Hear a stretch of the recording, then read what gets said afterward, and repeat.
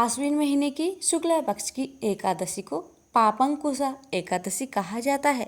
इस एकादशी का व्रत करने से सभी पाप नष्ट हो जाते हैं तथा व्रत करने वाला अक्षय पुण्य का भागी होता है। इस साल पापंकुशा एकादशी का व्रत 13 अक्टूबर 2024 दिन रविवार को पड़ रहा है। तो आइए बड़े ही श्रद्धा से प्रसन्नचित मन से श्रवण करते हैं एकादशी की व्रत कथा। आश्विन शुक्ल एकादशी। धर्मराज युधिष्ठिर कहने लगे कि हे भगवान, आश्विन शुक्ल एकादशी का क्या नाम है? अब आप कृपा करके इसकी विधि तथा फल कहिए। भगवान श्री कृष्ण कहने लगे कि हे युधिष्ठिर, पापों का नाश करने वाली इस एकादशी का नाम है पापंकुशा एकादशी है। हे राजन, इस दिन मनुष्य को विधि पूर्वक भगवान पद्मनाभ की पूजा करनी चाहिए। यह एकादशी मनुष्य को मनोवांछित फल देकर स्वर्ग को प्राप्त कराने वाली है। मनुष्य को बहुत दिनों तक कठोर तपस्या से जो फल मिलता है, वह फल भगवान गरुड़ ध्वज को नमस्कार करने से प्राप्त हो जाता है। जो मनुष्य अज्ञानवश अनेक पाप करते हैं परंतु हरि को नमस्कार करते हैं, वे नरक में नहीं जाते। विष्णु के नाम के कीर्तन मात्र से संसार के सब तीर्थों के पुण्य का फल मिल जाता है। जो मनुष्य शंख धनुषधारी भगवान विष्णु की शरण में जाते हैं, उन्हें कभी भी यम यातना भोगनी नहीं पड़ती। जो मनुष्य वैष्णव होकर शिव की और शैव होकर विष्णु की निंदा करते हैं, वे अवश्य नरकवासी होते हैं।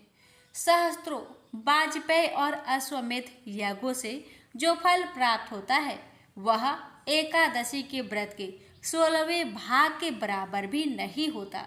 संसार में एकादशी के बराबर कोई पुण्य नहीं, इसके बराबर पवित्र तीनों लोकों में कुछ भी नहीं। इस एकादशी के बराबर कोई व्रत नहीं। जब तक मनुष्य पद्मनाभ की एकादशी का व्रत नहीं करते, तब तक उनकी देह में पाप वास कर सकते हैं। हे राजेंद्र, यह एकादशी स्वर्ग, मोक्ष, आरोग्यता, सुंदर स्त्री तथा अन्न और धन की देने वाली है। एकादशी के व्रत के बराबर गंगा, गया, काशी, कुरुक्षेत्र और पुष्कर भी पुण्यवान नहीं है। हरिवासर तथा एकादशी व्रत करने और जागरण करने से सहज ही में मनुष्य विष्णु पद को प्राप्त होता है। हे युधिष्ठिर, इस व्रत के करने वाले 10 पीढ़ी मातृपक्ष, 10 पीढ़ी पितृपक्ष, 10 पीढ़ी स्त्री पक्ष तथा 10 पीढ़ी मित्र पक्ष का उद्धार कर देते हैं। वे दिव्य देह धारण कर चतुर्भुज रूप हो, पीताम्बर पहने और हाथ में माला लेकर गरुड़ पर चढ़कर विष्णु लोक को जाते हैं।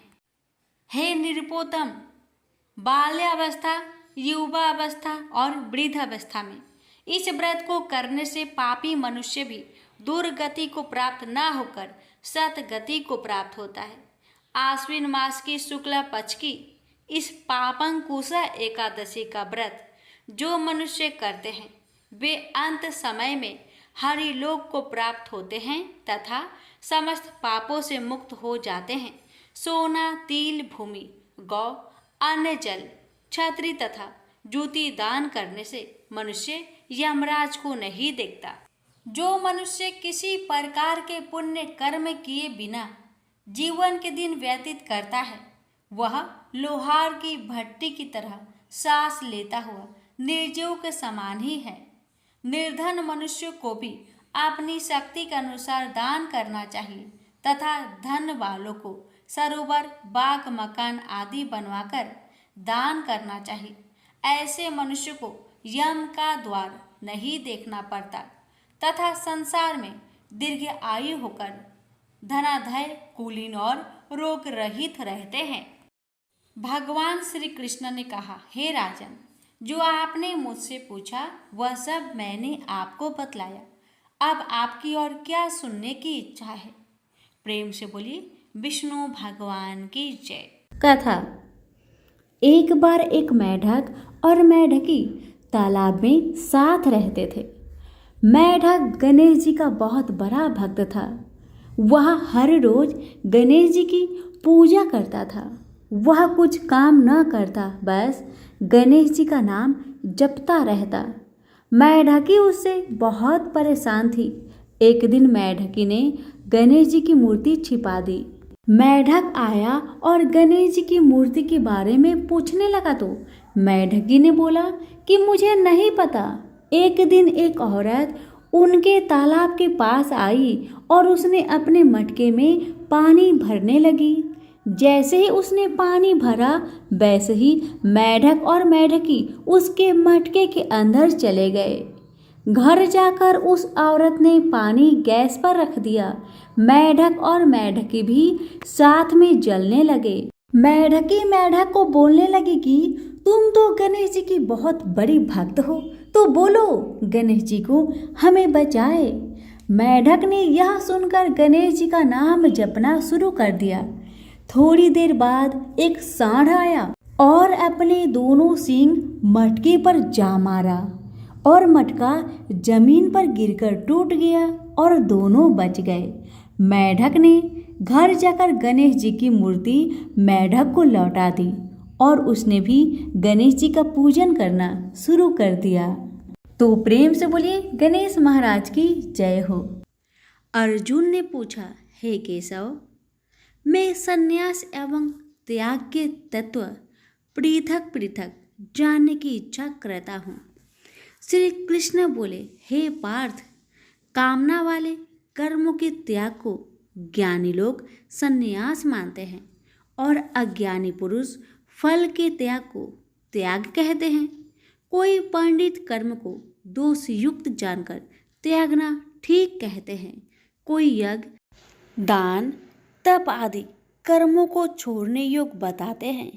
हे भारत, त्याग के विषय में मेरा ऐसा मत है कि त्याग 3 प्रकार के हैं। यज्ञ, दान, तप आदि कर्मों को नहीं त्यागना चाहिए। ये सब कर्म आसक्त और फल को त्याग कर करने चाहिए। मेरे निश्चय मत यही है जो सर्वोत्तम है। अपने नियमित कर्मों का त्यागना उचित नहीं है।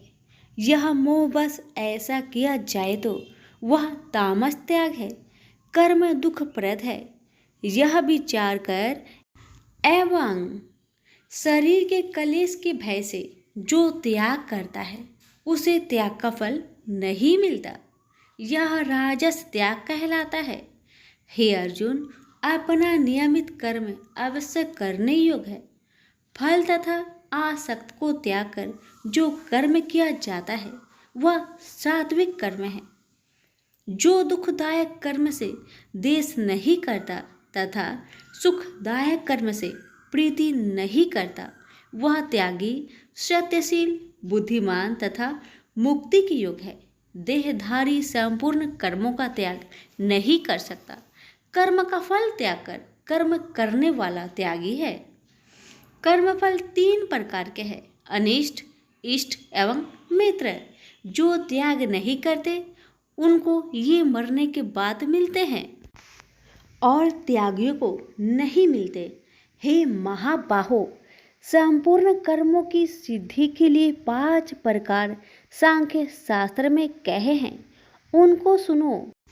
शरीर कर्ता, साधन, पृथक पृथक चेष्टाएं और देव शरीर, वाणी एवं मन से जो भला बुरा कार्य किया जाता है उसके ये 5 कारण हैं।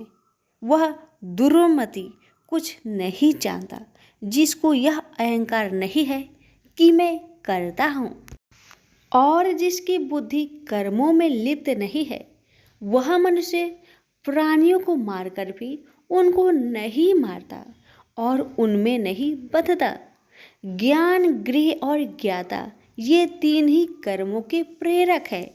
कारण, कर्म और कर्ता ये 3 कर्म के साधन हैं। सांख्य शास्त्र में ज्ञान, कर्म और कर्ता ये सत्वादिक गुण के भेद 3 प्रकार के हैं, इनको भी सुनो। जब भिन्न भिन्न प्राणियों में एक अविनाशी अविभक्त सत्ता जो दिखता है, वह ज्ञान सात्विक कहलाता है। जिस ज्ञान से प्राणियों में नाना प्रकार की सत्ता दिखाई देती है, उसको राजस ज्ञान जानो। ऐसा ज्ञान जिसके बिना कारण और सर्वार्थ के जाने एक ही कार्य में लगा रहे, वह अल्प और तामस है। फल की इच्छा ना करके जो नित्य कर्म संग देश को त्याग कर किया जाता है, जो फल की इच्छा एवं अहंकार से बड़े यत्न से किया जाता है, वह राजस कर्म है। जो कर्म परिमाण धन का खर्च दूसरे की पीड़ा और अपना पुरुषार्थ न जानकर मोहबस किया जाता है, वह तामस कर्म कहलाता है। संग से रहित अहंकार, धैर्य और उत्साह युक्त सिद्ध व असिद्धि में समान रहता है, वह सात्विक कर्म कहलाता है। गुण की तरह बुद्धि और धर्म के इनके भी 3 भेद है, सुनो। जो बुद्धि प्रवृत्ति, निवृत्ति, कर्तव्य, अकर्तव्य, भय, अभय और बंधन मोक्ष को जानता है, वह सात्विकी है। हे पार्थ, जिससे धर्म अधर्म और कर्तव्य अकर्तव्य का ठीक निश्चय नहीं होता, वह राजसी है। जिस अज्ञान से ढकी बुद्धि करके मनुष्य अधर्म को धर्म मानता है, वह तामसी है। जो कथा प्रसंग से फल की इच्छा करता है, जो धर्म अर्थ काम को धारण करता है, वह राजसी वृत्ति है। जो मूर्ख निंद्रा भय शोक विषाद एवं मद को नहीं त्यागता, वह तामसी वृत्ति है। अब तीनों प्रकार के सुखों को सुनो। जिसका योगाभ्यास में चित रहता है, उसके दुख का अंत हो जाता है। सुख सात्विक है, आरंभ में विष के समान और अंत में अमृत के तुल्य होता है। सुख आरंभ में अमृत तुल्य, अंत में विष के तुल्य विषयों और इंद्रियों के संयोग से होता है, उसे राजसी सुख कहते हैं। जो सुख आदि और अंत दोनों में मनुष्य को मोह में फंसाता है और जो आलस्य तथा प्रमोद से उत्पन्न होता है, वह तामस सुख है। सम, दम, तप, पवित्रता, क्षमा, नम्रता, ज्ञान, अनुभव और परलोक में श्रद्धा, ये ब्राह्मणों के स्वाभाविक सिद्ध कर्म है। बहादुरी, तेजस्विता, धैर्य, चतुराई, युद्ध, स्थिरता, उदारता और प्रभुता, ये क्षत्रिय के स्वाभाविक कर्म हैं। खेती, गोरक्षा स्वाभाविक कर्म है। जो लोग अपने अपने गुणों और प्रवृत्तियों के अनुसार कर्म करते हैं, उनको सिद्धि प्राप्त होती है। और जिसने सब जगत का विस्तार किया है, उस ईश्वर को अपने कार्य के द्वारा आराधना करके मनुष्य सिद्धि को पाता है। दूसरे उत्तम कर्म से अपना नीच कर्म ही श्रेष्ठ है। सर्वत्र आसक्त को छोड़ने वाला आत्मा, जीतने वाला इच्छा रहित मनुष्य संन्यास के द्वारा सर्व कर्म निवृत्ति रूप परम सिद्धि को पाता है। वह फिर कैसे ब्रह्म को प्राप्त होता है? सो मुझसे सुनो, यही इस ज्ञान की परानिष्ठा है। शुद्ध बुद्धि से युक्त होकर धृति द्वारा इस मन को बस में लगाकर शब्द आदि विषयों को छोड़कर राग देश से रहित होकर एकांत में रहने वाला, मिताहारी, वाणी और मन को जीतने वाला, नित्य ध्यान युक्त और वैराग्य, अहंकार, बल, घमंड, काम, क्रोध तथा परिग्रह छोड़कर ममताहीन और शांत मनुष्य ब्रह्म भाव के योग होता है। ब्रह्म को प्राप्त हुआ पुरुष दत्तचित होकर सुख व अभिलाषा को नहीं करता है। जीवन मात्र में समदर्शी होकर मुझ में परम भक्ति पाता है। इस प्रकार ज्ञानी सदैव मुझ में निवास करने वाले सब कर्मों को भोग करता हुआ मेरे अनुग्रह से अविनाशी सनातन मोक्षप्रद को प्राप्त होता है। तत्पश्चात तत्व से मुझे जानकर फिर मन मुझ में ही प्रवेश करता है। सावधानी से अपना मन मुझ में स्थिर कर और सब कर्मों को मुझ में अर्पण कर। बुद्धि योग के आश्रय से निरंतर अपने चित्त को मुझ में लगाओ। मेरे में चित्त लगाकर मेरी कृपा से दुर्गम कष्टों से तर जाओगे। यदि अहंकार से मेरी बात सुनोगे तो नष्ट हो जाओगे। यदि अहंकार का आश्रय लेकर युद्ध नहीं करूंगा ऐसा मानते हो तो यह तुम्हारा निश्चय झूठा है, क्योंकि स्वभाव तुम्हें युद्ध करवाएगा। हे कौतन्य, जिस कर्म को तू अब मोह से करना चाहता है उसे अपने स्वाभाविक कर्म से बंधा हुआ बेबस होकर करेगा।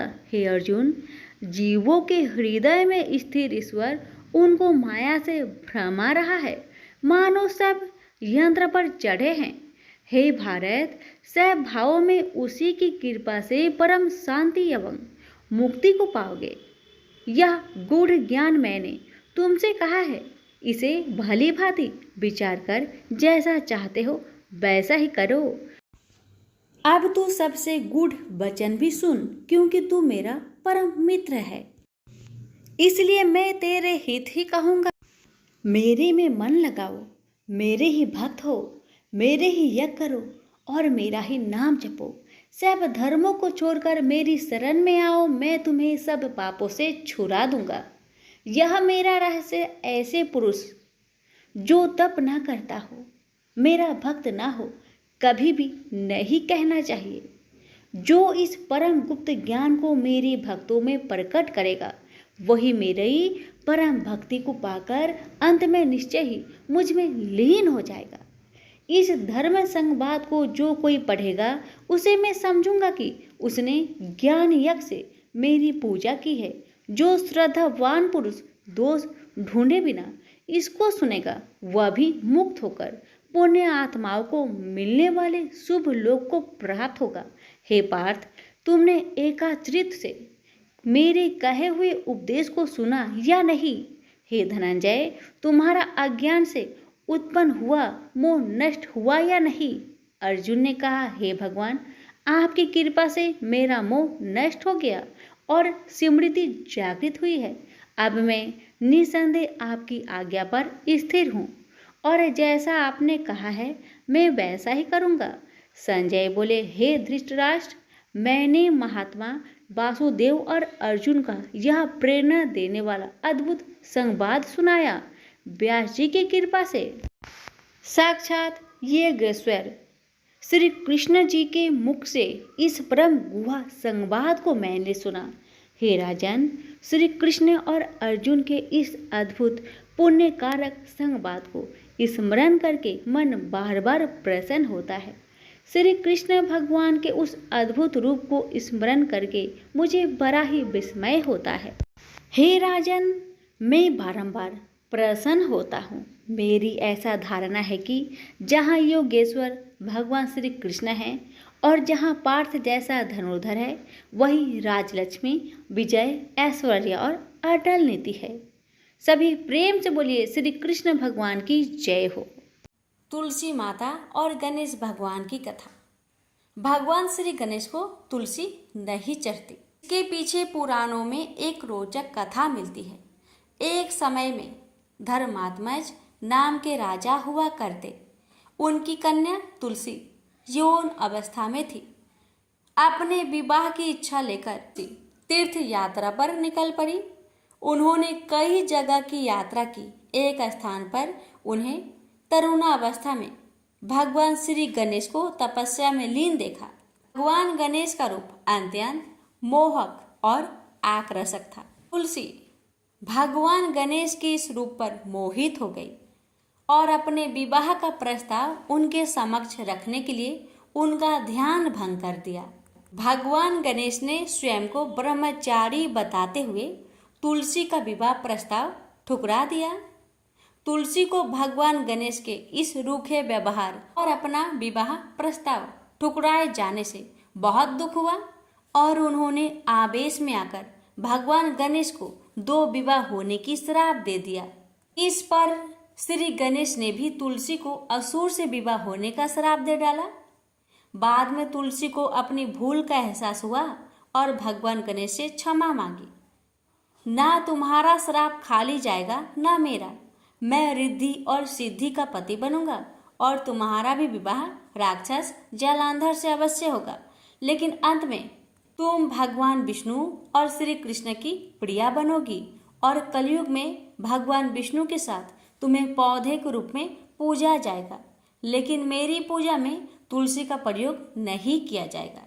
प्रेम से बोलिए तुलसी माता की जय, गणेश भगवान की जय। हर व्रत के कथा के साथ पढ़ी और सुनी जाने वाली लपसी तपसी की कहानी। एक लपसी था, एक तपसी था। तपसी हमेशा भगवान की तपस्या में लीन रहता था। लपसी रोजाना 1.25 सेर की लपसी बनाकर भगवान का भोग लगाकर जीम लेता था। एक दिन दोनों लड़ने लगे। तपसी बोला, मैं रोज भगवान की तपस्या करता हूँ इसलिए मैं बड़ा हूँ। तपसी बोला, मैं रोज भगवान को 1.25 सेर लापसी का भोग लगाता हूँ इसलिए मैं बड़ा हूँ। नारद जी वहां से गुजर रहे थे। दोनों को लड़ता देखकर उनसे पूछा कि तुम क्यों लड़ रहे हो। तपसी ने खुद के बड़ा होने का कारण बताया और लपसी ने अपना कारण बताया। नारद जी बोले, तुम्हारा फैसला मैं कर दूंगा। दूसरे दिन लपसी और तपसी नहाकर अपनी रोज की भक्ति करने आए तो नारद जी ने छुपकर 1.25 करोड़ की एक अंगूठी उन दोनों के आगे रख दी। तपसी की नजर जब अंगूठी पर पड़ी तो उसने चुपचाप अंगूठी उठाकर अपने नीचे दबा ली। लपसी की नजर अंगूठी पर पड़ी लेकिन उसने ध्यान नहीं दिया। भगवान को भोग लगाकर लपसी खाने लगा। नारद जी सामने आए तो दोनों ने पूछा कि कौन बड़ा है। तो नारद जी ने तपसी से खड़ा होने को कहा। वो खड़ा हुआ तो उसके नीचे दबी अंगूठी दिखाई पड़ी। नारद जी ने तपसी से कहा, तपस्या करने के बाद भी तुम्हारी चोरी करने की आदत नहीं गई इसलिए लपसी बड़ा है और तुम्हें तुम्हारी तपस्या का कोई फल भी नहीं मिलेगा। तपसी शर्मिंदा होकर माफी मांगने लगा। उसने नारद जी से पूछा, मुझे मेरी तपस्या का फल कैसे मिलेगा। नारद जी ने कहा, यदि कोई गाय और कुत्ते की रोटी नहीं बनाएगा तो फल तुम्हें मिलेगा। यदि कोई ब्राह्मण को भोजन करवाकर दक्षिणा नहीं देगा तो फल तुम्हें मिलेगा। यदि कोई साड़ी के साथ ब्लाउज नहीं देगा तो फल तुझे मिलेगा। यदि कोई दिए से दिया जलाएगा तो फल तुझे मिलेगा। यदि कोई सारी कहानी सुने लेकिन तुम्हारी कहानी नहीं सुने तो फल तुझे मिलेगा। उसी दिन से हर व्रत कथा कहानी के साथ लपसी तपसी की कहानी भी सुनी और कही जाती है।